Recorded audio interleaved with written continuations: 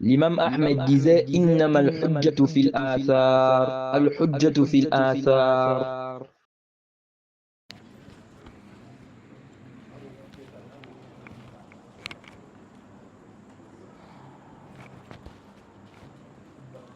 السلام عليكم ورحمة الله وبركاته.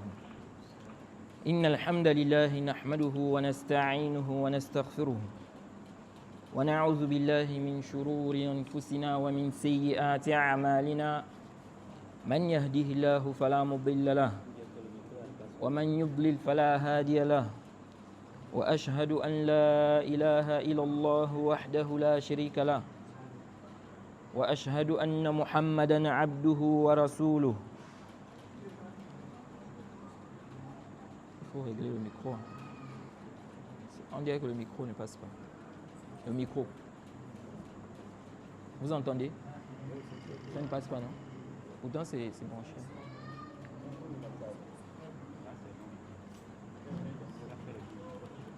Ah bon? Ah, c'était le volume. يا أيها الذين آمنوا اتقوا الله حق تقاته ولا تموتن إلا وأنتم مسلمون.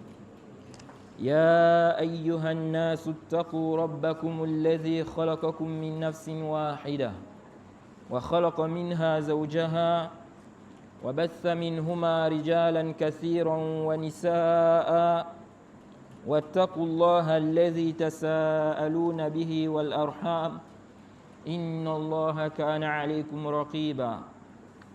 يا أيها الذين آمنوا اتقوا الله وقولوا قولا سديدا يصلح لكم أعمالكم ويغفر لكم ذنوبكم ومن يطع الله ورسوله فقد فاز فوزا عظيما. أما بعد. Louange à Allah, le créateur des cieux et de la terre. On le loue pour tout ce qu'il nous accorde comme bien et comme grâce. Et on lui demande de prier sur son prophète Mohammed sallallahu alayhi wa sallam, sa famille, ses compagnons et tous ceux qui les ont suivis jusqu'au jour de la rétribution. Celui qu'Allah a guidé, personne ne peut l'égarer. Celui qu'Allah a égaré, personne ne peut le guider. Nous sommes toujours dans la traduction de l'explication de Sharh al-Sunnah. L'explication du Cheikh Rabi' Aoun al-Bari bibayani ma tadammanahu Sharh al-Sunnah l'imam al-Barbahari. Donc, l'aide du Créateur dans la clarification de ce que renferme l'explication de la Sunna de l'imam al-Barbahari. Naam, on s'était arrêté sur les propos du Cheikh ici là. Abou Kasha n'est pas là. Hein? Ok. Taïb. On s'était arrêté sur les propos du Cheikh, donc l'imam al-Barbahari, où il nous disait ici Fanzur, rahimakallah, kulla man sami'ta kalamahu min ahli zamanika khassa, fala ta'jalanna, wala tadkhulanna fi shay'in minhu, hatta tas'ala wa tanzura. هل تكلم فيه أحد من أصحاب النبي صلى الله عليه وسلم أو أحد من العلماء فإن أصبت فيه أثرا عنهم فتمسك به ولا تجاوزه لشيء ولا تختر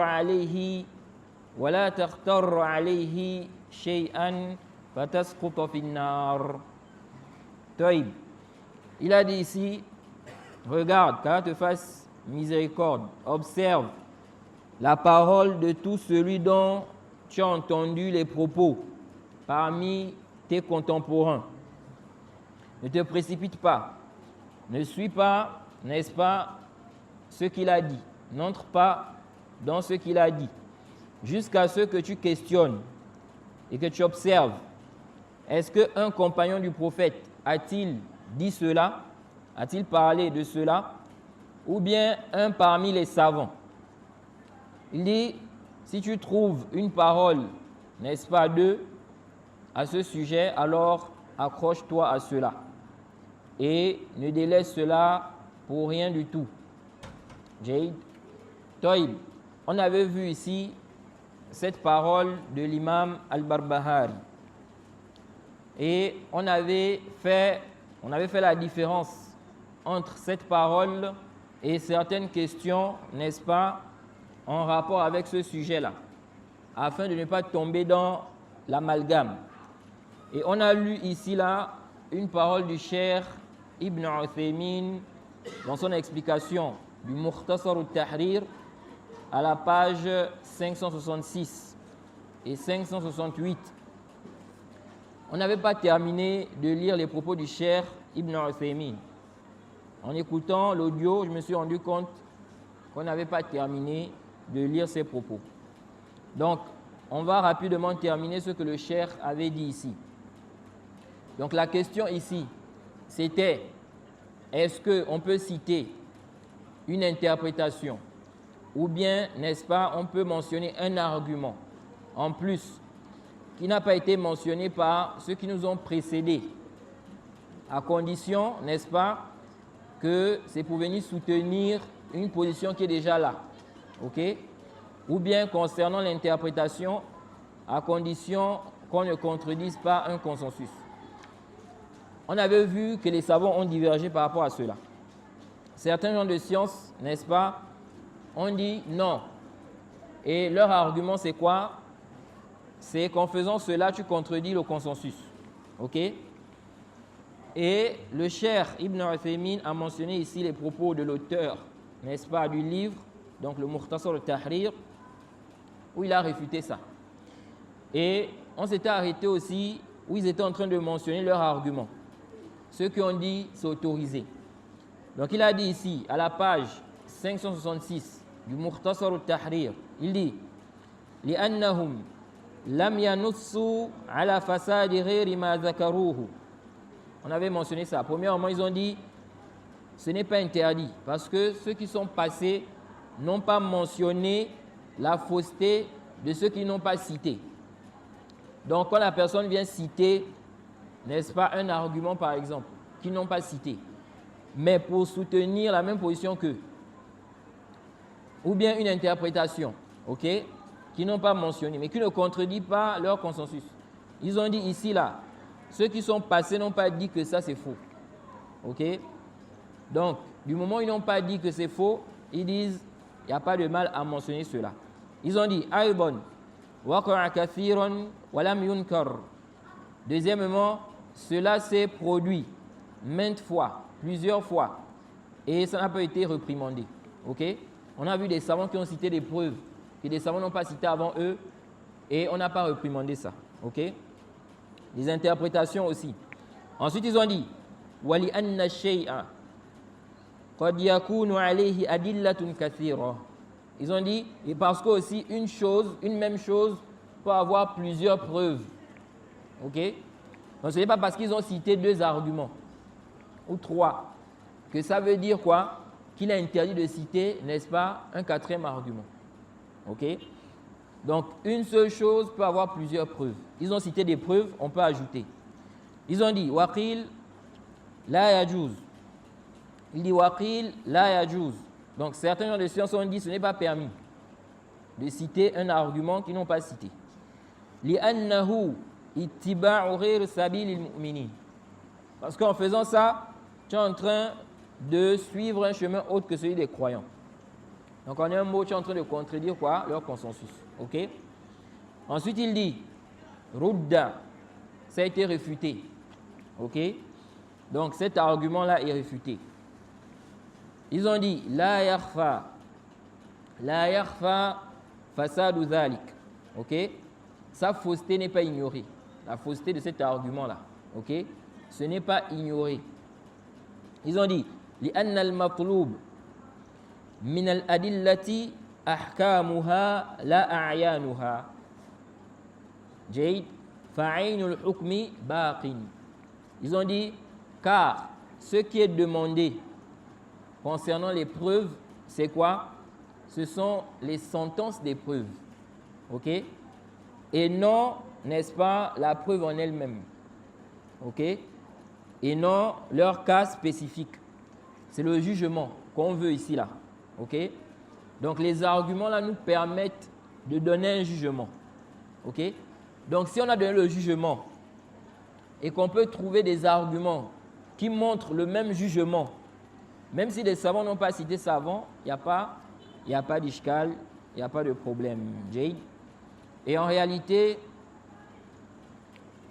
ici, là, la personne n'a pas contredit quoi? Le consensus. Ok? Parce que la position elle est là. Ça peut être une divergence. Il y a 3 avis ou 4. Ok? Tu as choisi un avis. L'avis là, les savants qui ont pris cet avis-là, ils ont cité 3 arguments.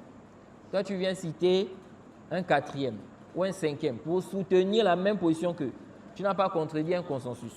Ok? Car cette position-là est là depuis. Ok? Tu es venu renforcer plutôt leur position. Bien évidemment, lorsqu'on parle de ce sujet aussi, il faut quand même comprendre que ceux qui peuvent faire ça aussi, ce sont ceux-là qui ont quand même de la science. Ok?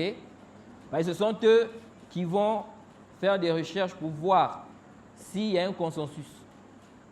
Ok? Parce que quelqu'un peut venir, il va dire non, on a dit, on peut apporter un argument en plus. Ok? Maintenant, il vient citer un argument, mais en réalité, ce qu'il va prendre comme argument là, son argumentaire là, ça vient contredire quoi? Un consensus. Ok? Donc, il faut bien que ce soit des gens quand même qui ont, n'est-ce pas, la science, la connaissance. Ok? Toïb, ça aussi, ça vient réfuter le frère Abu Huzaifa. Un frère, n'est-ce pas, à qui, ou bien sur lequel on a fait certaines réfutations. Sur la question des mosquées, des gens de l'innovation. Ce frère-là, il a soulevé un problème qui n'avait pas lieu d'être. Une mosquée des gens d'innovation, les sectaires. Est-ce qu'un prêcheur de la sunna, ok, peut aller enseigner dans cette mosquée-là? Il n'y a pas de doute qu'il peut aller enseigner là-bas. Ok? Taïb, est-ce que des frères de la sunna peuvent aller assister, n'est-ce pas, à son prêche dans cette mosquée? Donc lui, d'abord, au départ, il a voulu faire comprendre que non, le prêcheur salafiste ne doit pas aller là-bas. Ok? Quand il a été coincé, il est sorti avec une autre chose. Non, parce que lui, c'est comme ça. Il est coincé ici, il sort avec une autre chose là-bas. On le coince ici, il sort avec une autre chose là-bas. Il est sorti, mais il a dit non, le problème, ce n'est pas le prêcheur. Le problème, ce sont les gens de la sunna, les élèves. Ok? Eux, ils ne doivent pas aller. Taïb, sachant que lui-même, il partait prêcher dans une mosquée d'innovateurs, selon ses propres propos. Et il partait avec ses suiveurs. Ça suffit. On n'a même pas besoin d'aller encore loin. Tout ce qui va emmener comme argument là, ça ne peut pas tenir. Parce que ça là seulement, ça suffit pour montrer qu'il est dans le faux. Toi-même, tu vas dans la mosquée des sectaires, selon tes propos. Tu vas avec tes suiveurs, il n'y a pas de problème. Maintenant, quand c'est quelqu'un d'autre qui dit non, ton dalil, oh non, ils vont aller là-bas, ils peuvent prendre des shubhat. Vous voyez? Bon, quand toi tu es allé avec tes suiveurs, ils ne pouvaient pas prendre des shubhat. Ça là seulement, ça suffit. Pour celui qui, n'est-ce pas, qui cherche la vérité et qui raisonne, on n'a même plus besoin d'écouter tout ce qui va emmener après. Le simple fait que lui-même, il était sur la même position là. Il est d'accord avec ça. Maintenant après, il vient pour dire non, il ne faut pas faire ça. Ok, sachant qu'il est sur la même position là, ça montre clairement quoi, qu'il est dans le faux. Ok. Et donc, parmi les choses qui ont été citées, c'était quoi? Lorsque les frères vont assister au prêche, n'est-ce pas, d'un prédicateur salafi, ou bien un prédicateur qui est sur la sunna, ils vont assister à son prêche dans une mosquée des gens de l'innovation. Quand ils vont là-bas, ils ne vont pas là-bas, n'est-ce pas, pour faire des amitiés avec les gens du faux. Ils vont là-bas pour assister au prêche de ce prédicateur-là, ensuite ils rentrent chez eux. Toïb. Et donc, parmi les choses qui ont été citées, c'est quoi? C'est comme lorsque toi, tu vas prier dans une mosquée d'innovateurs. Toïb, quand tu vas prier, quelqu'un maintenant, il est dans un milieu, un quartier. Il n'y a pas de mosquée des gens de la sunna. Par exemple, Toïb, lui, il va prier dans la mosquée des gens de l'innovation ici. Il ne va pas laisser la prière en groupe. Il va prier là-bas. Quand il va prier là-bas dans cette mosquée-là, c'est une mosquée des gens de l'innovation. Il va se retrouver avec les gens de l'innovation dans la même mosquée. Il va même coller son pied avec un innovateur dans la mosquée. OK? Est-ce que ça, là, il y a un ishkal ici? En réalité, il n'y a pas d'ishkal. Parce qu'il va seulement prier. Ensuite, il ressort. OK? Il ne va pas là-bas pour faire quoi? Pour faire des amitiés, rester avec les gens du faux. Il va simplement accomplir sa prière. Ensuite, il sort. Et donc, ce frère-là, il a voulu réfuter ça. Il a fait un audio pour réfuter ça, que j'ai écouté. Et, Inch'Allah, je vais faire une réfutation détaillée par rapport à ça. Mais je fais déjà une allusion à ça ici. Donc, lui, en voulant réfuter ça, il dit non. Il dit parce que prier, n'est-ce pas, dans la mosquée des innovateurs ici, là, prier dans la mosquée d'innovateurs ici, là, c'est quoi? Une obligation. OK? Et il a oublié d'abord que les savants ont divergé sur le jugement de la prière en groupe. Est-ce obligatoire ou pas? Et qu'il y a des savants qui ne voient pas l'obligation de prier en groupe, mais qui disent quand même, que tu pries dans la mosquée d'innovateurs. Si tu n'as pas quoi? S'il n'y a pas une autre mosquée. C'est mieux que de prier seul. C'est mieux que de prier seul. OK? Taïb. Et donc, il a fait quoi? Il a essayé d'expliquer que non, il y a une différence. Là-bas, c'est obligatoire. Mais ici, là, ce n'est pas obligatoire. Donc, assister aux prêches, n'est-ce pas, du salafi dans la mosquée d'innovateur, ce n'est pas obligatoire. Or, là-bas, c'est obligatoire. Donc, on ne doit pas quoi? On ne doit pas comparer. OK? Sans savoir que ce qu'il est en train de dire là, ça le condamne sur quelque chose. Parce que quand il a voulu parler, n'est-ce pas, de cette position-là, parce que nous, on a expliqué qu'on voit clairement cela dans les propos du Cheikh Obeid, du Cheikh Robin, que des gens de la Sunna sont partis assister, n'est-ce pas, à l'homme de la Sunna qui prêchait. Quand il a appris les propos du Cheikh Obeid, il a fait toute une philosophie qui ne tient même pas, en expliquant que non, Cheikh Obeid parle des gens qui prient dans la mosquée là souvent. Ce sont des gens qui prient souvent dans la mosquée là. Donc eux, ils vont assister aux prêches du prédicateur là. Il a oublié que quoi? Qu'il a dit là-bas que ce n'est pas obligatoire. Donc quand il dit que ici là, n'est-ce pas, le Cheikh Obeid est en train de parler du cas où, n'est-ce pas, les gens prient dans la mosquée là. Donc ce sont des gens qui prient là. C'est la mosquée de chez eux. OK? C'est la mosquée de chez eux. C'est obligatoire pour eux d'assister aux prêches du salafi. Selon lui, ce n'est pas obligatoire. Pourtant, le Cheikh Obeid parle ici de la présence des frères salafis en train d'assister au dars de cet étudiant, de cette personne parmi les gens de la Sunna. Donc, si ce n'est pas obligatoire, pourquoi ils font quoi là? Ils peuvent venir prier comme c'est la prière qui est obligatoire. Comme c'est la prière qui est obligatoire, ils viennent prier, ensuite ils font quoi? Ils partent chez eux. Parce que ce n'est pas obligatoire d'assister. Selon toi-même, ce n'est pas obligatoire d'assister au prêche du frère salafi qui vient prêcher dans une mosquée des sectaires. Donc, comme tu as dit ici que non, il y a une différence. Parce que quand tu vas prier dans la mosquée des innovateurs, ici la prière en groupe c'est obligatoire, casa, donc ici là c'est pas pareil. OK? Donc comme ce n'est pas obligatoire, ils sont venus prier, ensuite ils sortent, ils repartent. Mais le Cheikh Obeid n'a pas dit ça. Donc ça montre clairement que toi-même tu es en train de quoi? De te condamner. Donc là où je voulais en venir, c'est où? C'est pour dire quoi? Que cette position est déjà là. Parce qu'à un moment dans son rad, dans sa réfutation, à un moment il dit, il ne connaît pas un savant qui a donné ça comme argument. Qui a dit que non, c'est comme celui qui va quoi? Prier. Parce qu'il va prier puis il rentre. OK? La position là, elle est déjà là. Jade, si on part sur ce principe-là, il n'y a pas de savants qui ont expliqué ça, qui ont emmené cet argumentaire-là. Mais la position là est déjà là. Donc la personne qui cite ça, pour soutenir simplement une position qui est déjà là. Ça ne cause aucun ishkal. Jade. Bref, donc je reviens ici au propos du Cheikh Rabi. Il dit ici, Yurshidul Mu'allifu, rahimahullah. Donc l'auteur du livre ici là, il est en train de faire allusion à quoi? Il dit, Yurshidul Mu'allifu, rahimahullah, من يقرأ كلامه أو يبلغه إلى التروي والابتعاد عن العجلة. Il dit ici que l'imam al-Barbahari, dans ses propos ici, il fait allusion, n'est-ce pas, il oriente celui qui va lire ses propos, ou bien celui à qui ces propos vont parvenir, ok? Il oriente la personne à quoi? Au fait de bien réfléchir, ok? Et de s'éloigner de la précipitation. في تلقف الكلام دون الالتفات إلى كتاب الله وسنة رسوله صلى الله عليه وسلم وما كان عليه الصحابة من رشد وهدى واعتصام بالكتاب والسنة وما كانوا عليه من نفور من الباطل والبدع. Ok?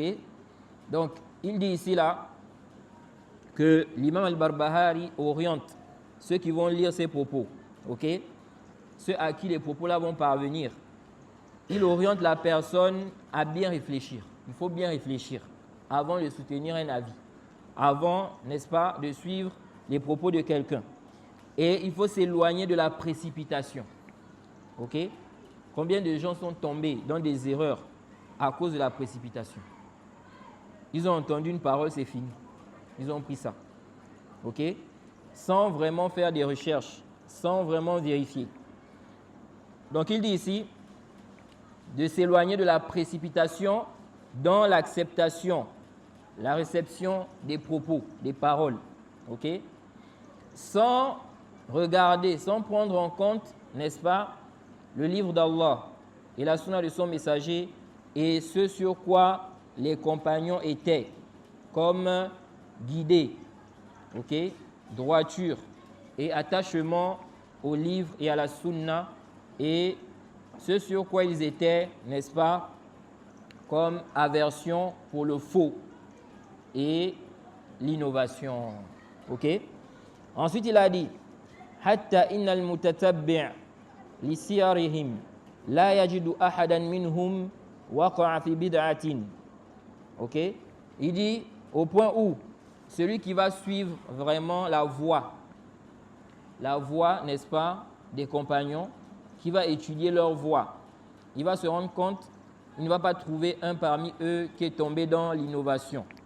Wa min ma'rifati as-salaf as-salih wa a'immati al-huda li makanati as-sahabati wa annahum 'ala al-haqq wal haqq yaduru ma'ahum haythu daru wa min ma'rifati al-mu'allif li waqi'ihim al-mushriq حذر من دخول المسلم السني في شيء مما يسمعه من أهل زمانه حتى يسأل أهل العلم.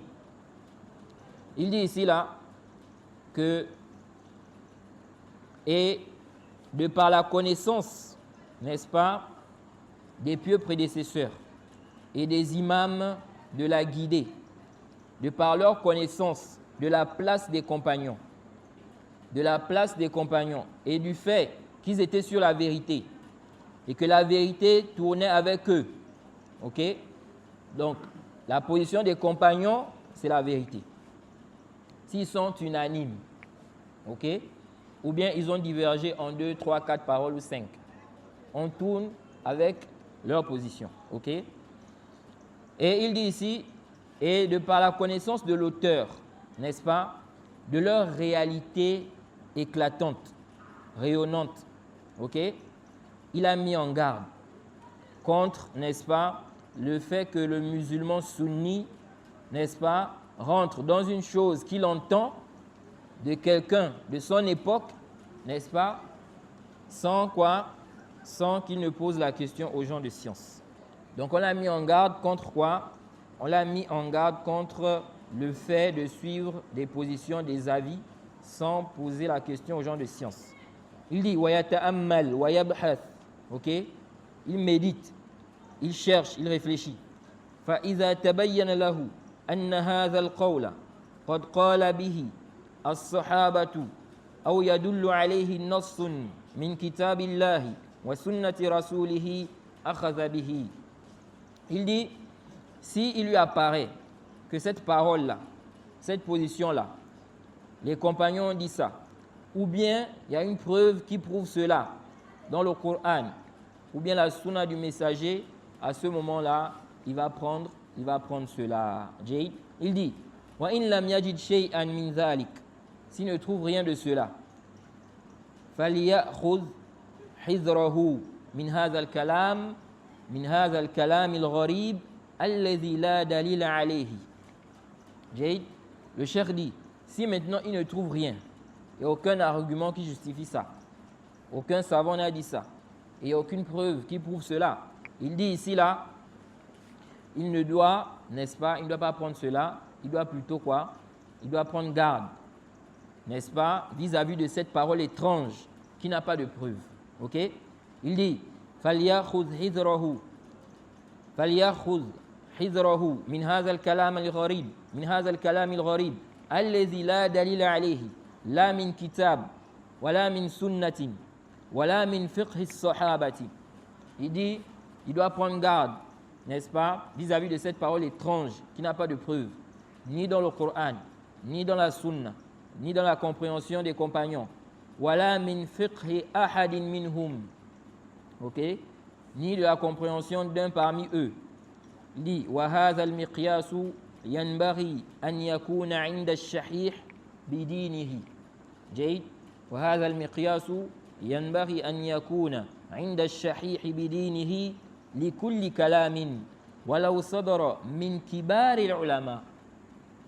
Il dit, cette balance-là, ok, cela est la norme, ok, qu'une personne avare vis-à-vis de sa religion devrait appliquer concernant toute parole, même si celle-ci provient d'un grand savant, ok, même si ça provient d'un grand savant. Si il n'y a aucun dalil qui justifie cela, ok, il n'y a aucune preuve qui prouve cela, la personne ne va pas prendre cela. Ok? Même si c'est un grand savant qui a dit cela. Le cheikh dit, وَقَدْ وَضَعَ الْعُلَمَاءُ النَّاصِحُونَ أُصُولًا لِمَا يُقْبَلُ مِنْ كَلَامِهِمْ وَمَا يُرَدُّ. Il dit, les savants, n'est-ce pas, conseillers, ont mentionné, ils ont établi des principes, ok, qui définissent ce qui est accepté de leurs paroles et ce qui est rejeté. Ok? Donc, on a des principes. À travers ça, on va voir, est-ce qu'on peut accepter la parole là, oui ou non? Parmi ces principes-là, ce qui n'est pas confirmé dans les preuves, on n'accepte pas. Même si c'est la parole, n'est-ce pas, d'un savant. Et le cheikh a dit ici, وَمِنْ أُصُولِهِمْ, parmi leurs fondements ou principes, كُلٌّ يُؤْخَذْ مِنْ قَوْلِهِ وَيُرَدْ إِلَّا رَسُولُ اللَّهِ صَلَّى اللَّهُ عَلَيْهِ وَسَلَّمَ. Toute personne, on peut prendre sa parole comme on peut la rejeter, sauf celle du messager. Et ça, c'est très important. Et ce n'est pas seulement de dire ça. Il faut vraiment vivre cela, mettre ça en application. Mettre ça en application. Beaucoup de gens disent ça. Mon niveau de l'application, c'est autre chose. Toute personne, on peut prendre sa parole comme on peut rejeter, sauf le prophète. Le prophète, on ne peut pas rejeter sa parole. Mais en dehors du prophète, toute personne, en commençant par les compagnons du prophète, on peut rejeter sa parole. Du moment où ils ne sont pas unanimes, parce que l'unanimité, n'est-ce pas, c'est un argument. Ok? De même aussi, s'ils ont divergé en 2, 3, 4 paroles, tu ne dois pas venir avec un avis qui s'oppose à tous leurs avis. Parce qu'en réalité, tu es en train de contredire quoi? Leur ijma'. Taïb. Maintenant, la parole d'un compagnon. Est-ce que c'est un argument ou pas? Un compagnon a fait une fatwa. Ici, là, les savants ont divergé par rapport à cela. Certains savants ont vu que c'est un argument et d'autres, n'est-ce pas, ont estimé que ce n'est pas un argument. Ce qui est juste, ce n'est pas un argument. Sauf si il y a ceux qui prouvent que ce qu'il a dit là, c'est la vérité, c'est juste. Ok? Sinon, à la base, ce n'est pas quoi? Un argument. Une question où il peut y avoir un ijtihad. Ok? Où il peut y avoir quoi? Un ijtihad. Donc, les preuves dans l'islam, c'est le kitab, la sunna, le qiyas qui est sahih, l'analogie qui est sahih, et puis le consensus. Ok? Et puis quoi? Le consensus. Naam. Donc toute personne, on peut prendre sa parole comme on peut rejeter. Alors ça, on peut dire que les gens de science, n'est-ce pas, y croient. Ils croient, n'est-ce pas, à cette parole-là. Et cette parole-là, on rapporte ça de l'imam Malik, le sens. Ok? On dit que l'imam Malik a dit, toute personne, on peut prendre sa parole comme on peut rejeter, sauf celui qui est dans cette tombe. Ok? Parlons du prophète Muhammad sallallahu alayhi wa sallam. Mais cette parole de l'imam Malik, comme je l'ai déjà évoqué dans un audio ou dans certains audios, après recherche, on n'a pas trouvé ça rapporté avec une chaîne de transmission jusqu'à l'imam Malik. Ok? C'est vrai que c'est répandu. C'est répandu que l'imam Malik a dit ça. Mais dans les recherches, on n'a pas trouvé cela rapporté jusqu'à l'imam Malik avec une chaîne de transmission. Okay? Cependant, c'est rapporté de façon authentique du tabi'i Mujahid. Okay? Mujahid, c'est un tabi'i. On a rapporté de lui de façon authentique cette parole-là. Okay? L'imam al-Bukhari, par exemple, il cite ça dans son livre Raf'ul Yadayn. Okay? L'imam al-Bukhari a écrit un livre, le fait de lever les deux mains dans la prière. C'est un livre sur ce sujet-là. Et dans ce livre-là, n'est-ce pas, il a cité cette parole de Mujahid. Dès que je retrouve. Non. À la page 153, l'édition Ibn Hazm. Ok? Il cite ça ici, il dit Haddathana Qutayba, Haddathana Sufyan. Donc, Ibn Uyayna. Il dit An Abdul Karim, An Mujahid, قال ليس أحد بعد النبي صلى الله عليه وسلم إلا يؤخذ من قوله ويترك إلا النبي صلى الله عليه وسلم. Ok? Mujahid dit ici, il n'y a personne en dehors du prophète dont les paroles soient incontestables. Ok? Toute personne, on peut contester ses propos. En dehors du prophète Muhammad sallallahu alayhi wa sallam. Ok?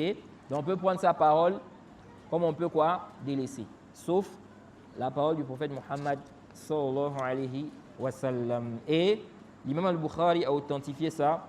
Il a cité ça aussi dans son livre Al-Qira'atu Khalf al-Imam, la lecture derrière l'imam. L'imam al-Bukhari a un autre livre aussi, parce que beaucoup de gens pensent que l'imam al-Bukhari a seulement écrit quoi? Son Sahih là. Le Sahih al-Bukhari, non. L'imam al-Bukhari a écrit plusieurs livres. Et parmi ces livres aussi, la lecture derrière l'imam. Ok? Et là-dedans, il a mentionné que c'est la parole de Mujahid. Et il a mentionné ça aussi d'Ibn Abbas. Ok? On n'a pas dit que ça n'existe pas. Ok? Il se peut que l'imam Malik ait eu à dire cela. Ok? Mais nous disons que nous n'avons pas trouvé cette parole-là rapportée de l'imam Malik avec une chaîne de transmission. Mais c'est confirmé de Mujahid, et puis les savants citent ça, et c'est une parole qui ne comporte aucun ishkal en réalité. Ok? Taïb. Le cheikh dit ici, donc le cheikh Rabi', il dit wa min usulihim ma qalahu al-imam al-Shafi'i. Parmi leurs fondements, ce qu'a dit l'imam Shafi'i. Iza khalafa qawli qawla rasulillahi sallallahu alayhi wa sallam fadribu bi qawli urd al-ha'id. OK? Il dit parmi leurs fondements. Donc là on cite même des fondements. C'est quoi? C'est que l'imam Shafi'i a dit si ma parole contredit la parole du messager d'Allah, jetez ma parole au mur. Ignorez-la. Ok? Ignorez-la. C'est comme ça. Les savants, les gens qui sont sincères, ok? Ils ne voient pas qu'on doit prendre leur parole, opposer ça à la parole du prophète. Ok? Donc même s'il a dit une parole, si sa parole contredit la parole du prophète, n'est-ce pas? On délaisse sa parole. Peu importe son rang. Peu importe son rang. Ok?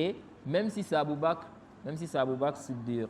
Jade, du moment où ça contredit la parole du prophète, on délaisse ça. Ensuite, il a dit wa qawlul imam Ahmed. De même aussi la parole de l'imam Ahmed. Il a dit la tuqallidni ولا تقلد مالكا ولا الأوزاعي وخذ من حيث أخذوا.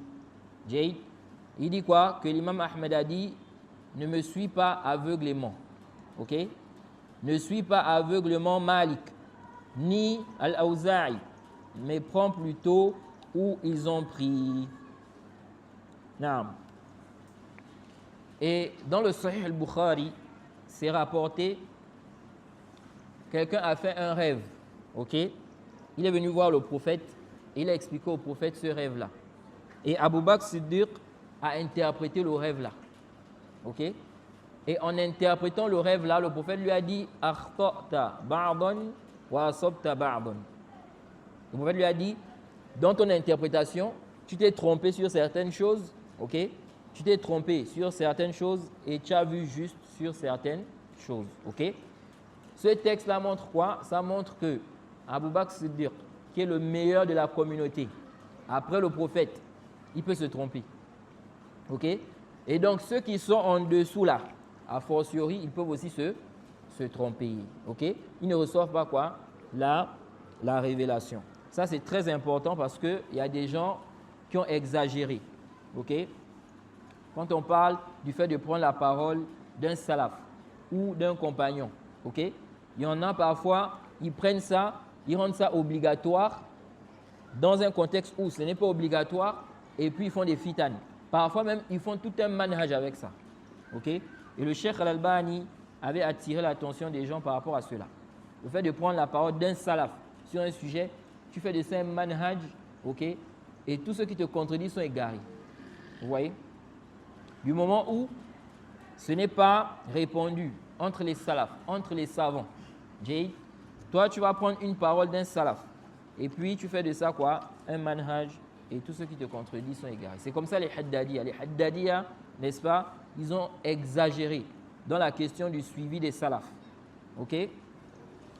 Dans tous les sujets, ou généralement dans les sujets, vous allez voir qu'on a quoi? Deux extrêmes.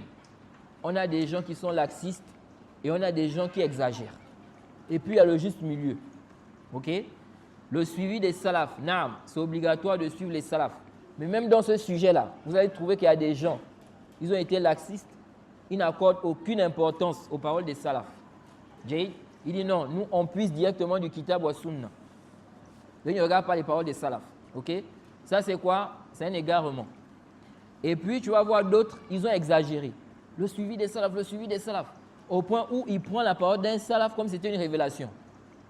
Même si tu viens démontrer que le salaf là s'est trompé. Lui il est toujours là. Non, les salafs, on doit suivre les salafs. Jay, ça c'est quoi? C'est le roulou. Ok? Les gens de la sunna, ils sont au juste milieu. C'est à cause de ça que les Haddadiyya aujourd'hui là, ils ont, n'est-ce pas, égaré beaucoup de jeunes.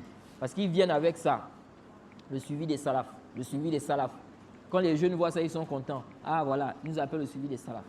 Mais ils ne savent pas que c'est un piège. Ok? Ces gens-là, ce sont des gens, ils exagèrent avec quoi? La question du suivi des salafs. Au point où, n'est-ce pas, ils vont prendre des paroles parfois des salafs, au lieu de revenir aux explications des savants. Ils vont comprendre ça d'eux-mêmes.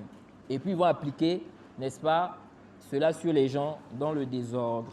Naam. Abou Kasha, tu peux lire la suite.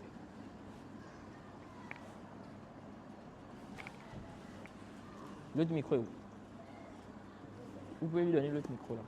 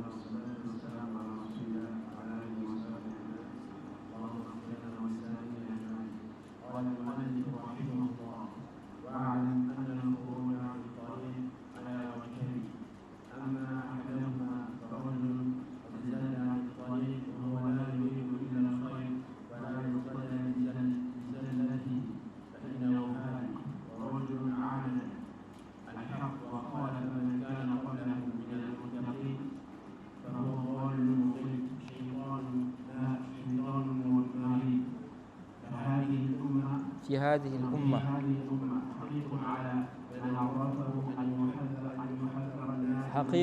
على من عرفه أن يحذر الناس منه ويبين لهم قصته ألا يقع في بدعته أحد نعم. Donc ensuite, l'imam al-Barbahari a dit wa'alam, sache, n'est-ce pas, que la déviation du chemin, n'est-ce pas, est sous deux formes. Ok? Dévier de la voie droite, il dit, c'est sous deux formes. Il dit, amma ahaduhuma, premièrement, farajulun qad zalla ani tariq. Un homme, n'est-ce pas, qui a dévié de la voie droite. Ok? Wa huwa la yuridu illa al-khayr. Mais il ne veut que le bien. Donc lui, il voulait quoi? Le bien.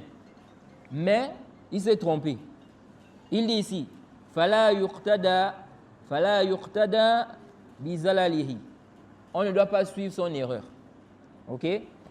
Même si il avait une bonne intention. Il voulait le bien. On ne suit pas son erreur. Fa innahu halik. Car, n'est-ce pas, il est perdu. Ok? Il est quoi? Perdu. Ensuite, il a dit, deuxièmement, un homme, n'est-ce pas, qui s'entête face à la vérité. Il contredit la vérité avec entêtement. Donc, il rejette la vérité. Il dit, wa khalafa man kana qablahu min al-muttaqin. Et il a contredit, n'est-ce pas, ceux avant lui, parmi les pieux. Il dit, fa huwa dallun mudil. C'est un égaré, égareur. Shaytanun marid fi hadhihi al-umma. Shaytanun marid fi hadhihi al-umma. Il dit c'est un égaré, égareur, un diable. Jade, c'est quoi? C'est un diable. Subhanallah. Aujourd'hui là, si quelqu'un, écoutez les termes que Al-Barbahari a utilisés ici. Il dit il est dallun, mudil, shaytanun marid dans cette communauté. Est-ce que vous voyez? Si aujourd'hui là, quelqu'un utilise les termes là pour réfuter un innovateur, ils vont dire oh, il est trop dur. Hein? Comment il peut dire ça? Il dit shaytan, c'est un diable. Parce que parmi les hommes aussi, il y a les diables. Ok? Il y a les shayatin al-jinn et puis il y a les shayatin al-ins. Ok? Il y a les diables parmi les êtres humains et il y a les diables parmi les djinns. Ok? Donc il a dit ici que celui-là, n'est-ce pas, il fait partie des égarés. Ok? Ensuite, il a dit, celui qui est au courant, quiconque le connaît, doit mettre en garde contre lui. Ok? Donc, celui-là qui s'est trompé là, qui a contredit la vérité, il s'entête à contredire la vérité, à suivre le faux. L'imam al-Barbahari dit, c'est un égaré, égareur. Ok? C'est un égaré, égareur. Et c'est un diable. Ok? Il dit, dans cette communauté, il dit, celui qui est au courant de son cas, quiconque est au courant de son cas, il doit mettre les gens en garde contre lui. Et il doit expliquer sa situation aux gens, afin que nul ne tombe dans son innovation et ne se perde. Ok? Donc ici, là, on voit clairement que l'imam al-Barbahari nous explique que celui qui sort, qui dévie, ok? Cette déviation-là, elle est sous deux formes. Soit il a commis l'erreur, mais il voulait le bien. Ok? Celui-là, on ne le suit pas dans son erreur. Ensuite, il a dit فَإِنَّهُ هَالِكٌ. Il est quoi? Perdu. Alors ici, là, il faut comprendre cela avec des détails.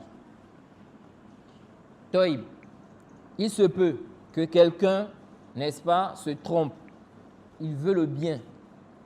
Et puis, malgré cela, il est égaré. Comme il se peut que quelqu'un se trompe, il veut le bien, il n'est pas égaré. Ok? Toïb.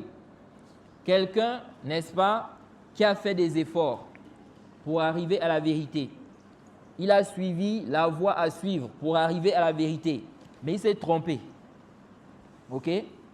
Celui-là, il est excusé. Il veut la vérité, il veut le bien. Il est quoi? Il est excusé. Ok? Mais celui-là qui a été négligent concernant la recherche de la vérité, même si son intention est bonne, ok? Il n'est pas excusé. C'est pourquoi lorsque Ibn Mas'ud, il a trouvé des gens dans une mosquée en train de faire quoi? Une bid'a. Et il a blâmé ces gens-là. Quand il les a blâmés, ils ont dit on ne veut que le bien. Il a dit quoi? Il a dit Kam lil murid lil khair. Il a dit combien de personnes veulent le bien, mais ils n'atteignent pas quoi? Ce bien-là. Il ne suffit pas de vouloir le bien. Il faut aussi employer les méthodes. Il faut faire des efforts pour arriver, n'est-ce pas, à ce qui est quoi? Légiférer, ce qui est bien là. Ce n'est pas seulement de vouloir. Tu as une bonne intention, tu peux avoir une bonne intention, mais si tu emploies une mauvaise méthode, une mauvaise voie, n'est-ce pas, ta bonne intention ici, là, ne va pas quoi? Ne va pas être profitable. Ok? C'est pour cela, les gens qui font les innovations là, vous allez voir que parmi eux, il y en a, ils veulent le bien. Ok? Mais ça ne nous empêche pas de dire qu'ils sont tombés dans l'innovation ou bien que ce sont des innovateurs. Si ici, là, ils persistent dans quoi? Dans la bid'a. Ok? Donc, quelqu'un ne va pas dire oui, mais moi, mon but ici, c'est de prier. Mon intention, c'est de prier. Bon, maintenant, il vient prier, n'est-ce pas, d'une manière qui n'est pas légiférée. Ok? Il dit, moi, mon but, c'est de prier. Je suis en train de prier. Je fais une adoration. L'intention, elle est bonne. Tu fais l'adoration. Tu veux prier pour Allah. Mais ici, là, ce n'est pas comme ça. Ok? Donc, l'intention ne suffit pas. Non, donc, ici, là, on peut dire que celui qui est négligent, ok, même s'il a une bonne intention, cela ne suffit pas. Ok? Contrairement à quelqu'un qui a fait des efforts, n'est-ce pas? Et puis, il s'est trompé. C'est pourquoi le Cheikh al-Islam dit quoi?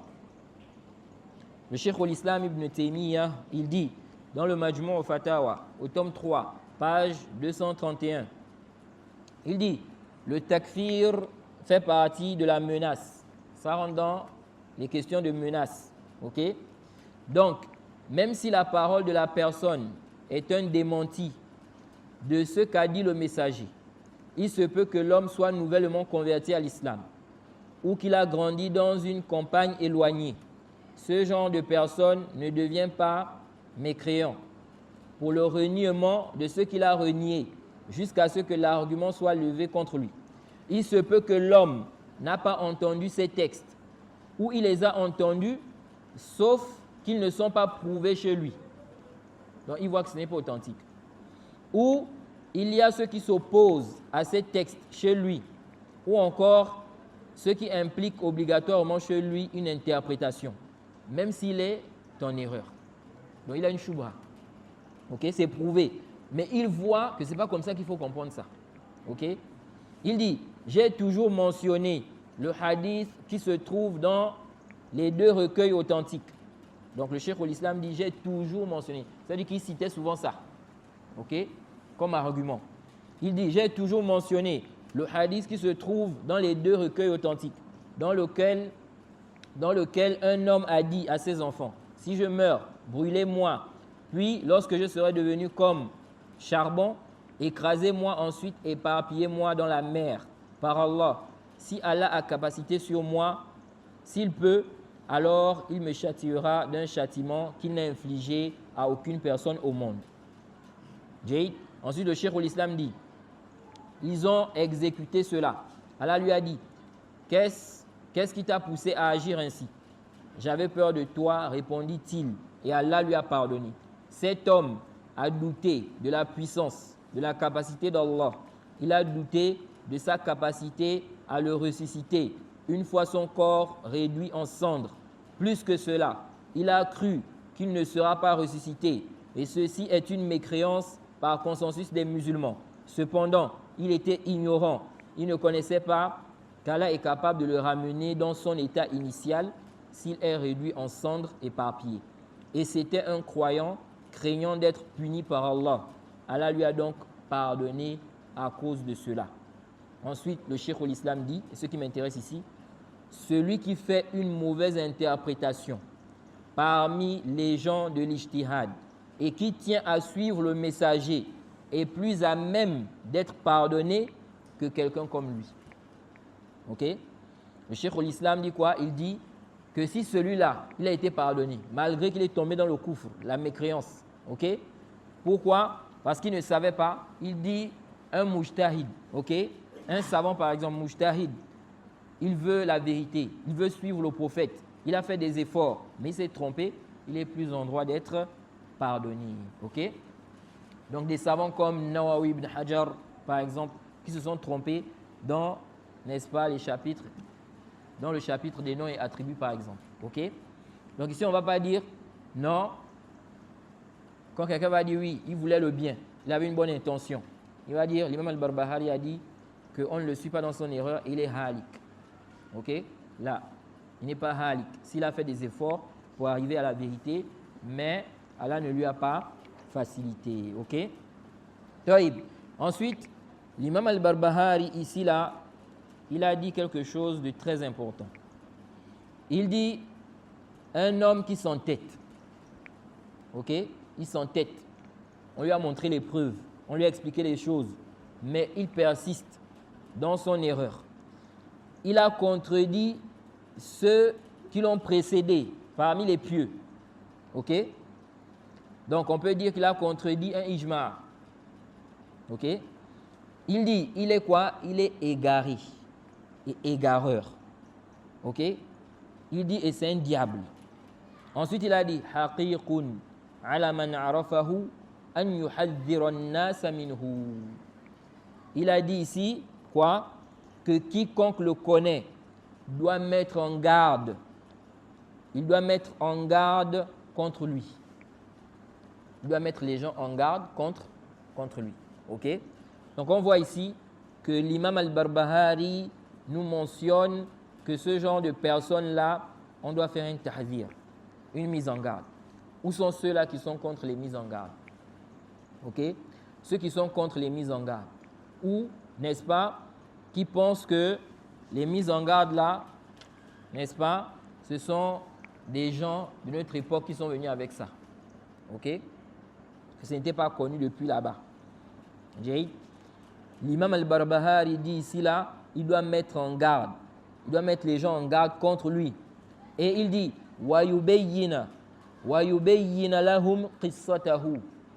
Et il doit expliquer sa situation aux gens. Il met en garde contre lui. Il explique sa situation aux gens. Pourquoi? Il a dit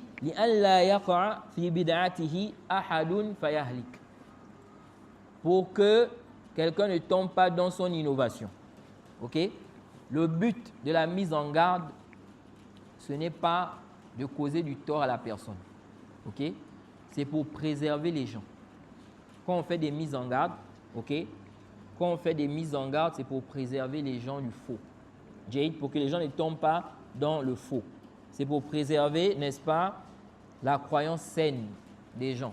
Le manhaj qui est sahih. Tout celui qui est contre les mises en garde, n'est-ce pas, il contredit le kitab wa sunna et il contredit la voie des salaf et il contredit la voie des gens de la sunna. Tout celui qui est contre les mises en garde, il contredit la voie, n'est-ce pas, des salaf et le kitab wa sunna.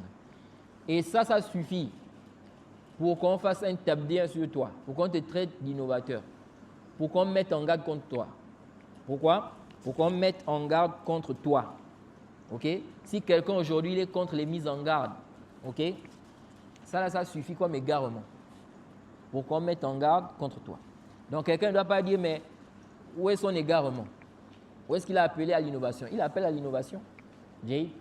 Quand il dit de ne pas faire quoi? De ne pas mettre en garde, qu'il ne faut pas mettre en garde, ça divise la communauté. Ce n'est pas bien. Le prophète a fait des mises en garde. Déjà, le kitab, n'est-ce pas, dans le livre d'Allah, on a ceux qui prouvent, n'est-ce pas, qu'on doit faire des mises en garde. Ok? Allah a dit quoi? Dans la sourate 3, au verset 104, وَلْتَكُنْ مِنْكُمْ أُمَّةٌ يَدْعُونَ إِلَى الْخَيْرِ وَيَأْمُرُونَ بِالْمَعْرُوفِ وَيَنْهَوْنَ عَنِ الْمُنْكَرِ n'est-ce pas, qu'il soit issu de vous une communauté qui appelle au bien, qui ordonne le convenable et qui interdit le blâmable. Allah dit également dans la même sourate, au verset 110, Kuntum khayra ummatin ukhrijat linnas ta'muruna bil ma'ruf wa tanhauna 'anil munkar wa tu'minuna billahi. Allah dit, vous êtes la meilleure communauté qu'on ait fait surgir pour les gens. Vous ordonnez le convenable et vous interdisez le blâmable. Et vous croyez en Allah. La bid'a, c'est blâmable. La bid'a, ça fait partie de ce qui est blâmable, de ce qui est répréhensible. Okay? De même aussi les gens de l'innovation. De même aussi les gens qui égarent les autres. Ce n'est pas quelque chose de bien. Quelqu'un qui égare les gens, il n'y a pas quelqu'un qui est raisonnable qui va dire c'est bien.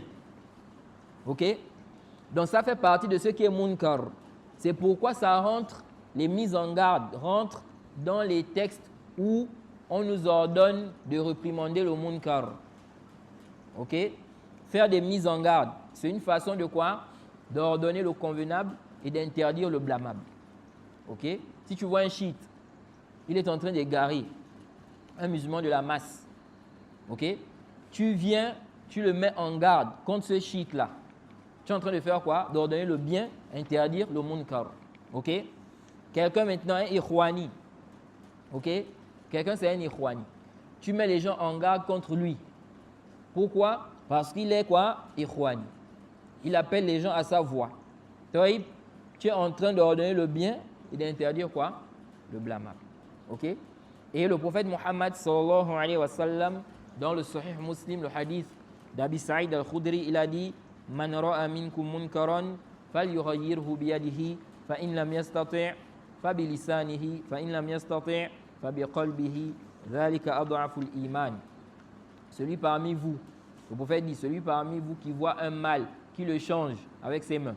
S'il ne peut pas, avec sa langue. S'il ne peut pas, avec son cœur, c'est le plus bas degré de la foi. Ok? La mise en garde, ça fait partie du fait d'ordonner le bien et d'interdire quoi? Le blâmable. Et ça, il n'y a aucune divergence. Il n'y a aucune divergence sur, n'est-ce pas, la légitimité, l'obligation même de mettre en garde contre les gens de l'innovation, les gens du faux. C'est la zone? Non.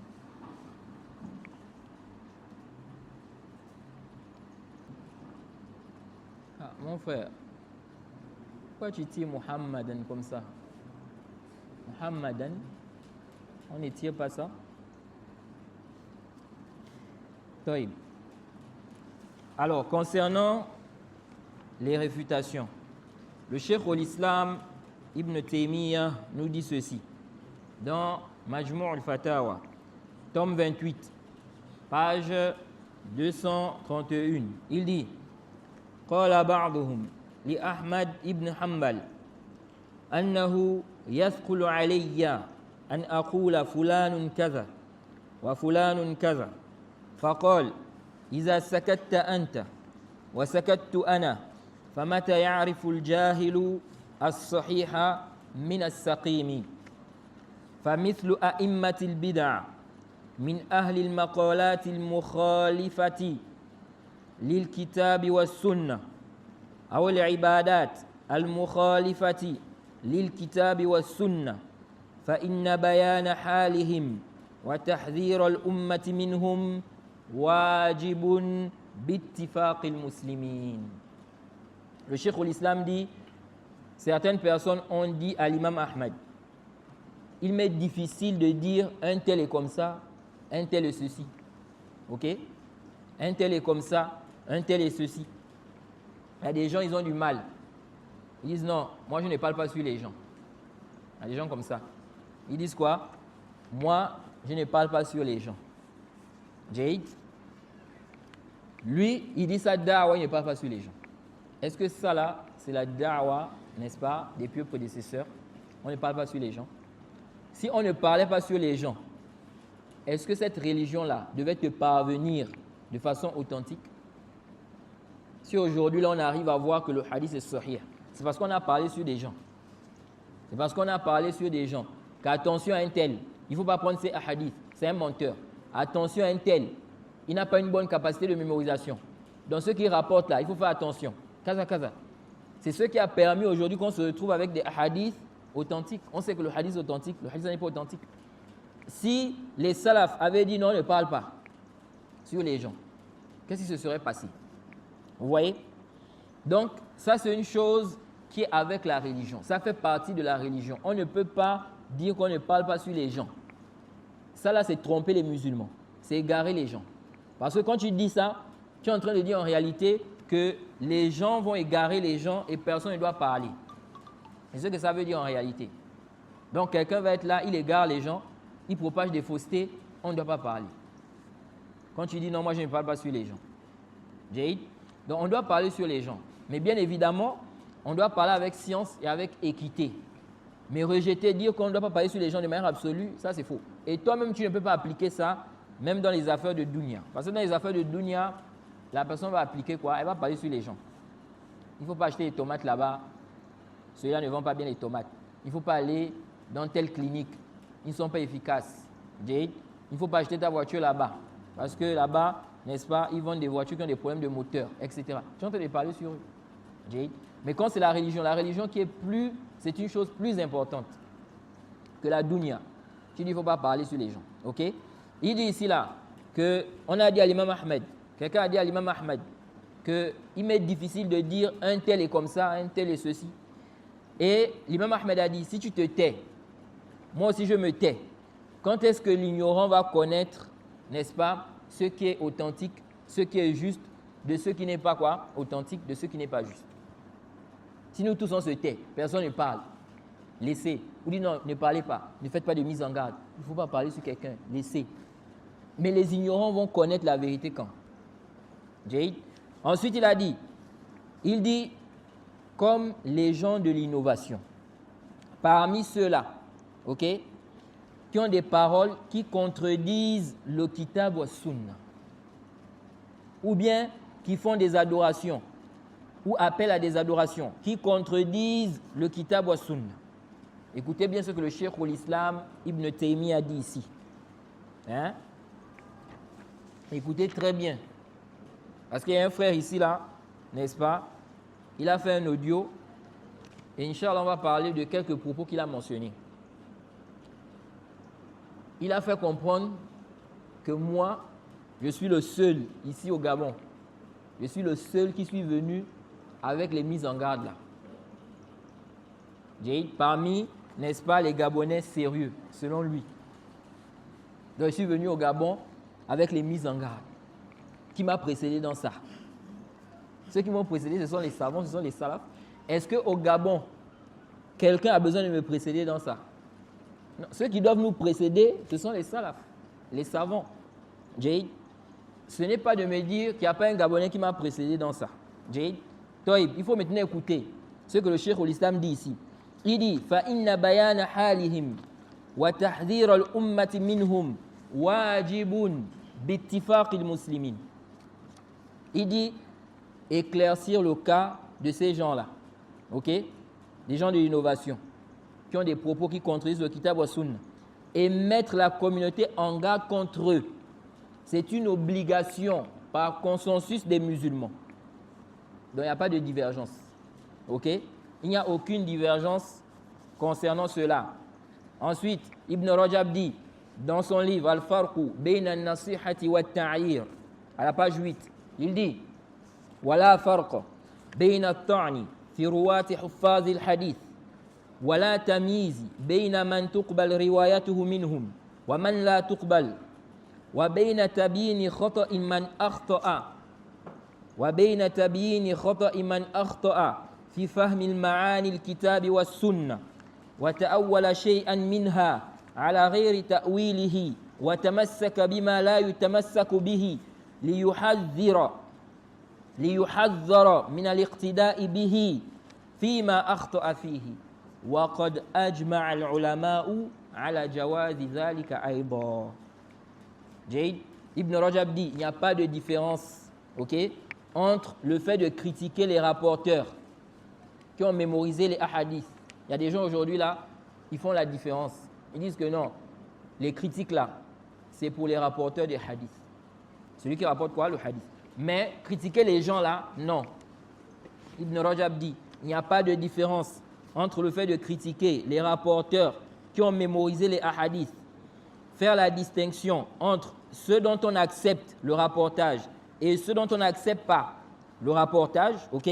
Il n'y a pas de différence entre cela et le fait d'éclaircir l'erreur de celui qui s'est trompé dans la compréhension des sens du Coran et de la Sunna et qui a interprété, n'est-ce pas? Et qui a interprété quoi que ce soit du Coran ou de la Sunna par une interprétation autre que son interprétation correcte. Il dit, il n'y a pas de différence entre critiquer les rapporteurs de hadith et puis clarifier le cas de celui-là. Il dit ici là, afin de mettre en garde contre le fait de le suivre dans ce sur quoi il s'est trompé. Il dit, les savants sont unanimes que ça aussi c'est permis. Donc il n'y a pas de divergence. Celui aujourd'hui là qui dit non, il ne faut pas parler sur les gens, il ne faut pas mettre en garde, il ne faut pas critiquer. Tu es en train de contredire le ijma' en réalité. Tu es en train de contredire quoi? Un consensus, n'est-ce pas, des gens de la sunna. Ok? Taïb, ici là, l'imam al-Barbahari dit haqiqun ala man arafahu an yuhaddira an-nas minhu. Il dit quiconque a pris connaissance de sa situation, il doit mettre en garde contre lui. Ici là, l'imam al-Barbahari, il n'a pas dit haqiqun ala man arafahu an yansahahu. Ok? Il n'a pas dit quoi? Haqiqun ala man arafahu an yansahahu. Il dit, n'est-ce pas, ici là, que ce dernier, quiconque a pris connaissance de sa situation, il doit mettre les gens en garde contre lui. Il n'a pas dit, n'est-ce pas, qu'il doit le conseiller. Jade. Taïb. D'ici là, à partir de là, une question se pose. Si on veut réfuter quelqu'un, parce qu'il a commis une erreur, ok? Et il a propagé ça. Ce n'est pas entre lui. S'il a commis ça en cachette, comme on dit, tu lui parles en cachette, ok? Mais quelqu'un, il a commis l'erreur en public. Il a propagé ça. Taïb. Si toi, tu es au courant de ça, qu'est-ce que tu dois faire normalement? Normalement, on doit réfuter l'erreur là, pour que ça ne se propage pas, pour que les gens ne suivent pas ça. Taïb. Mais est-ce que ici là, c'est une obligation, si toi tu veux réfuter l'erreur là, d'aller d'abord lui parler en privé, lui donner conseil, ou bien tu peux directement réfuter l'erreur. Ok? Ici là, nous disons, si ici là, celui qui a commis l'erreur, c'est quelqu'un que tu connais pour suivre la vérité, pour être quelqu'un de bien, ok? Ce n'est pas un passionné. Il a commis l'erreur. Ici là, ce qui est mieux, c'est que tu lui parles d'abord en privé. Ne va pas directement le réfuter comme ça. Ok? C'est ce qui est mieux à faire. Taïb. Si aussi tu sais que c'est un têtu, celui-là il est têtu. Même si on lui parle, il ne revient pas. Il continue. Jade, c'est un orgueilleux. Ici, là, il n'y a pas de doute que tu réfutes son erreur. Même si tu n'es pas allé lui parler d'abord en privé. Ok? Taïb. Mais avec tout ça, est-ce qu'on va dire que donner le conseil avant de réfuter, c'est une obligation? Donc si tu ne fais pas ça, tu commets un péché. On ne peut pas dire que c'est une obligation. Ok? Parce que quoi? Il n'y a pas un argument. Il n'y a pas une preuve dans le kitab ou bien la sunna qui montre que c'est obligatoire, si tu veux réfuter l'erreur de quelqu'un, que tu dois d'abord lui parler en privé. Ok? Ce qui est obligatoire, c'est de réfuter l'erreur pour que ça ne se propage pas, pour que les gens ne tombent pas dans ça. Ok? Lui parler en privé, c'est bien. Ok? Mais réfuter l'erreur ici, c'est une obligation. Parce que on a vu ici les textes qui montrent, n'est-ce pas, l'obligation de réprimander ce qui est quoi? Ce qui est munkar. Ok? Mais c'est bien de donner conseil en privé lorsque tu espères que la personne va corriger, va changer. Ok? C'est mieux, c'est bien. Mais ça ne veut pas dire quoi? Que c'est une obligation. Donc si par exemple, un frère, il a vu une personne qui a commis une erreur, Ok? C'est public. La personne a propagé ça. Maintenant, lui, il vient réfuter ça. On ne dit pas qu'il a commis un péché. On ne le fait pas sortir aussi du manhaj à cause de ça. Parce qu'il y a des gens comme ça, ils exagèrent. Ok? Oh non, il n'a pas conseillé le frère d'abord, avant de réfuter. Donc, ce n'est pas un salafi. Jade, son manhaj ce n'est pas un bon manhaj. Non. Ok?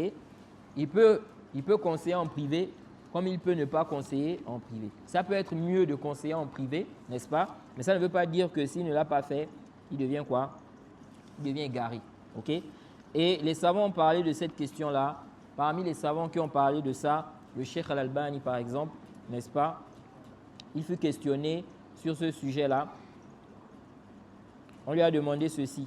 Ça, c'est dans Silsilatul Huda wa Nour, la cassette numéro 638. On demande au Cheikh Al-Albani. Certains ont dit, ou de façon plus correcte, certains conditionnent, quand il s'agit des réfutations, avant d'imprimer la réfutation, d'envoyer une copie à celui qui a été réfuté, afin qu'il regarde cela.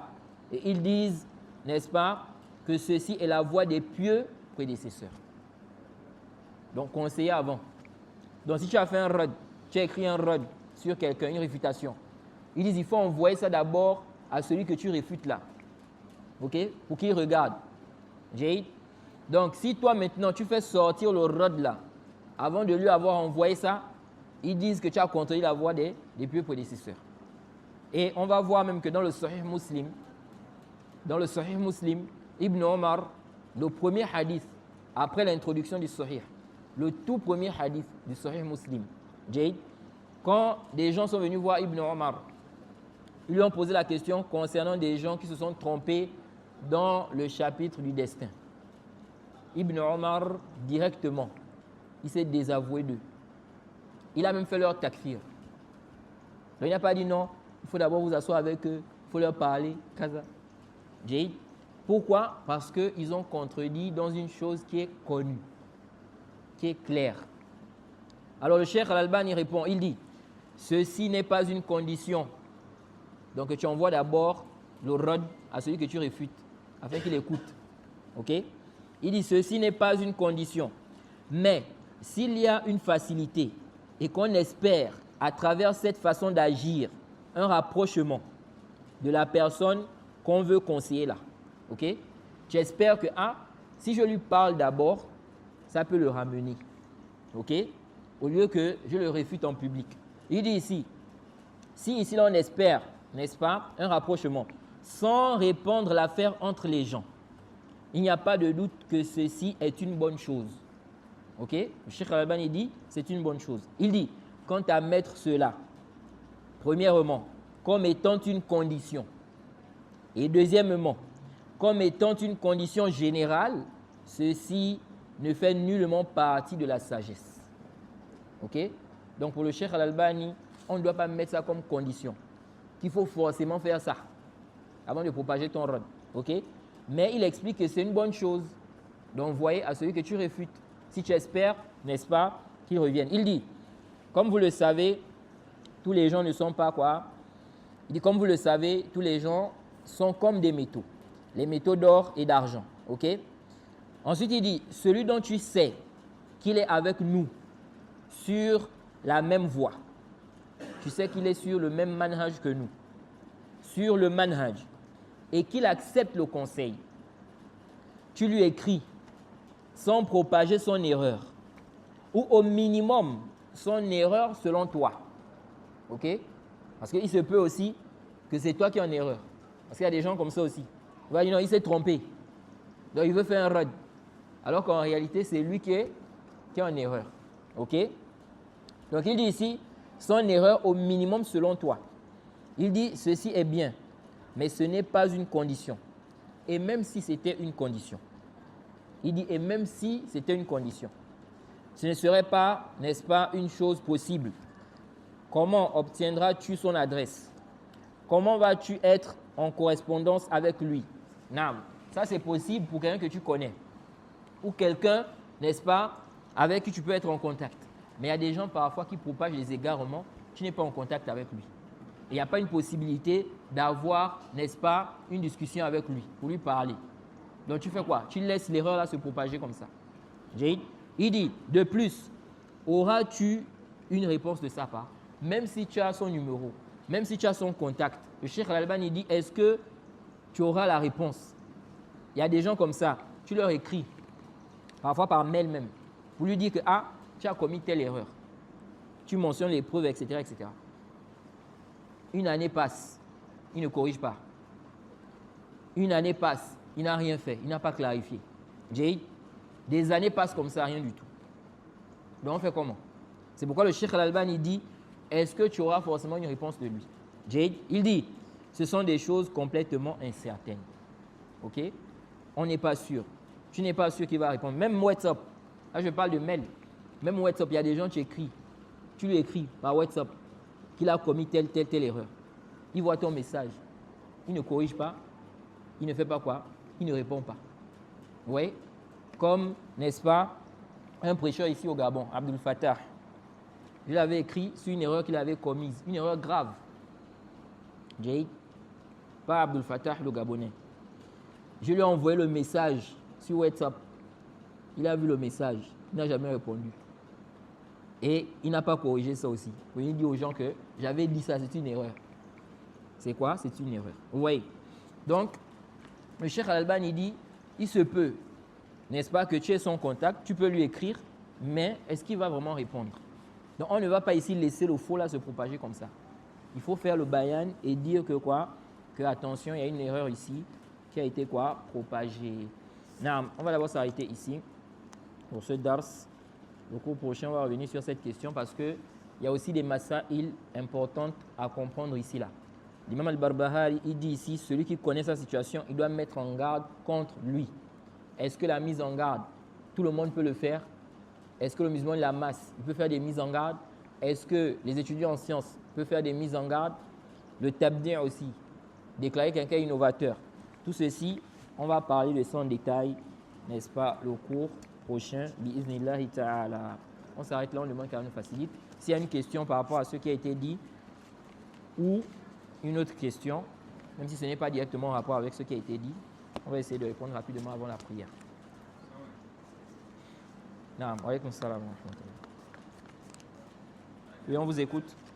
Vous avez rappelé la parole de Kémia concernant le hadith du prophète sallallahu alayhi wa sallam qui parlait de l'homme Naam, qui demandait à ses enfants de revenir de le brûler.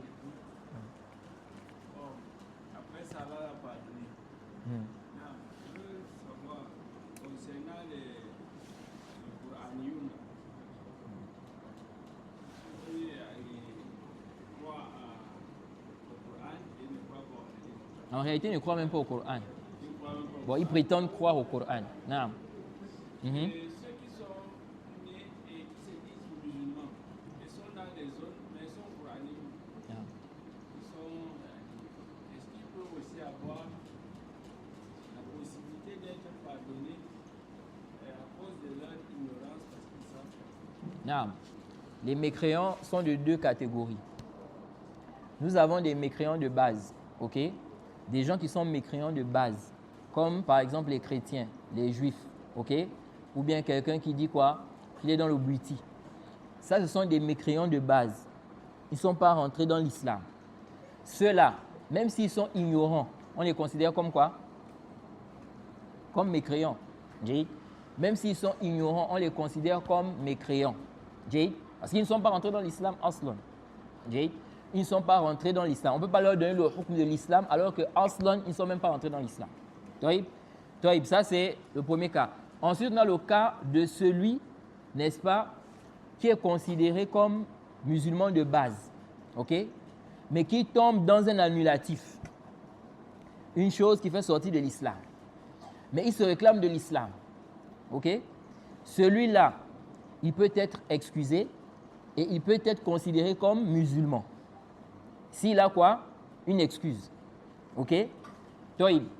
Maintenant, on a aussi le cas de ceux-là qui se réclament de l'islam, mais qui sont à la base dans la mécréance. Comme par exemple les chiites. Ok? Quelqu'un, il est chiite. Il est chiite, les chiites, ils sont dans la mécréance. Taïb, quelqu'un il a grandi dans une famille, ce sont des chiites.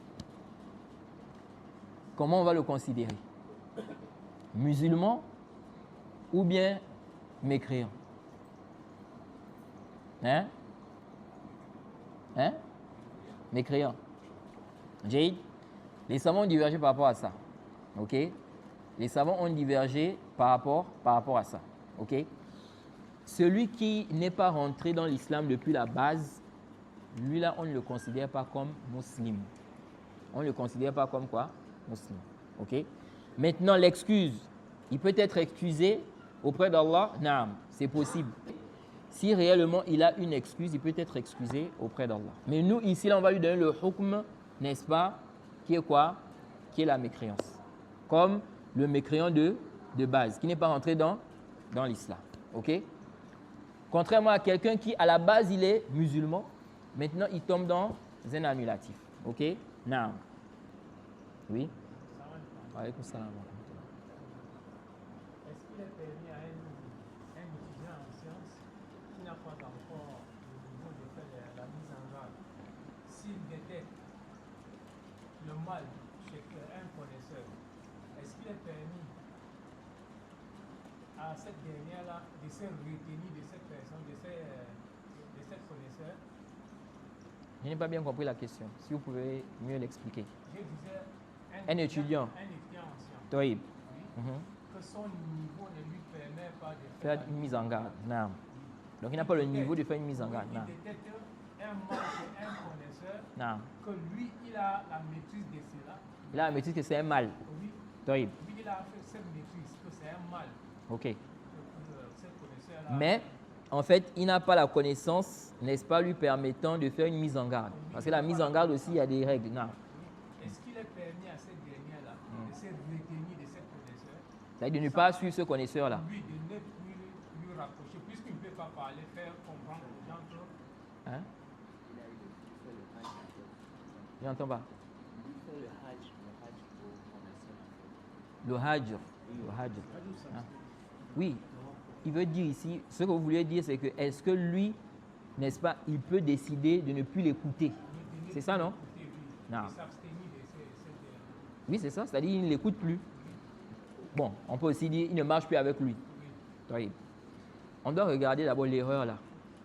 Ok? C'est quelle erreur? Jade? Si ici là, ce n'est pas une erreur qui implique une mise en garde, ni un hajr, il n'a pas le droit. Jade?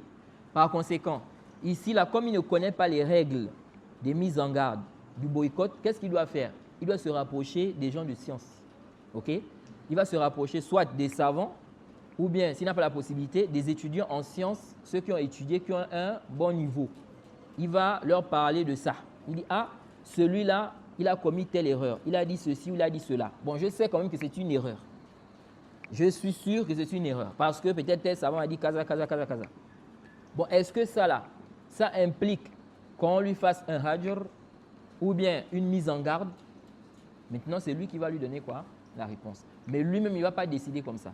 Parce que ça peut être une erreur, oui. Mais est-ce que c'est une erreur qui implique une mise en garde? Je donne un exemple simple.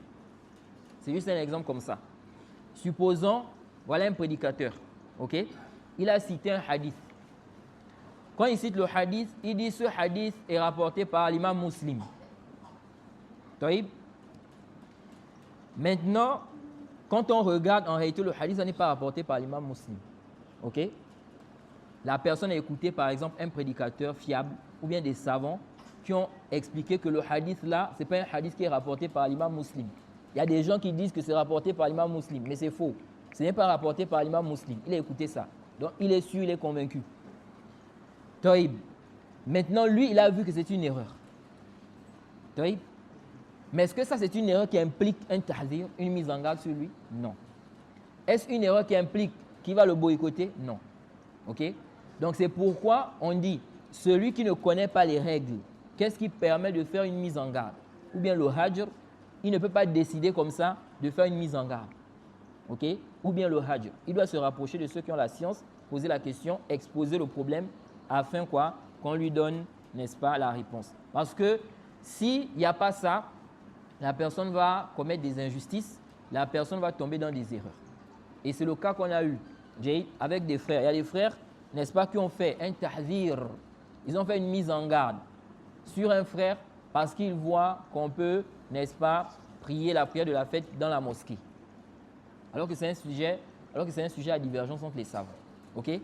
D'autres, parfois, vont faire le tabdir pour des masaïl, n'est-ce pas, d'ijtihad entre les savants. C'est une question d'ijtihad entre les savants. Certains savants ont dit ça, d'autres ont dit ça. Lui, il est convaincu de ça, il a ses arguments, l'autre aussi, etc. C'est un sujet à ijtihad. Lui, il vient, il fait le tabdir sur ça. Il fait le tahzir sur ça. Alors que quoi? Alors qu'en réalité, ce n'est pas une question qui implique cela. Okay? Et ça, là, on voit ça beaucoup. Des frères qui tombent dans ça. Et cette exagération-là, ça fait en sorte que parfois des gens qui ne connaissent pas le manhaj salafi, n'est-ce pas, ils dénigrent ou bien ils ne veulent pas rentrer, ils ne veulent pas suivre le manhaj salafi. Parce qu'ils voient des gens comme ça qui se comportent, n'est-ce pas, de cette façon. Okay? Donc la mise en garde aussi, il y a le juste milieu. Et tout ça, on va parler de ça aussi. C'est très important. Qui sont ceux-là qui sont aptes à faire des mises en garde? Okay? Parce qu'il ne faut pas aussi exagérer. Non, mise en garde, oui. Mais mise en garde à quel moment? Jade, et sur qui? Et sur quoi? Jade, tout ceci, on va essayer de parler de ça, Inch'Allah, le cours prochain. Je crois qu'on va s'arrêter là. On demande quand même facile qui nous accorde la compréhension de sa religion. Wa subhanaka Allahumma bihamdik. Wa ashhadu an la ilaha illa anta astaghfiruka wa atubu ilayk.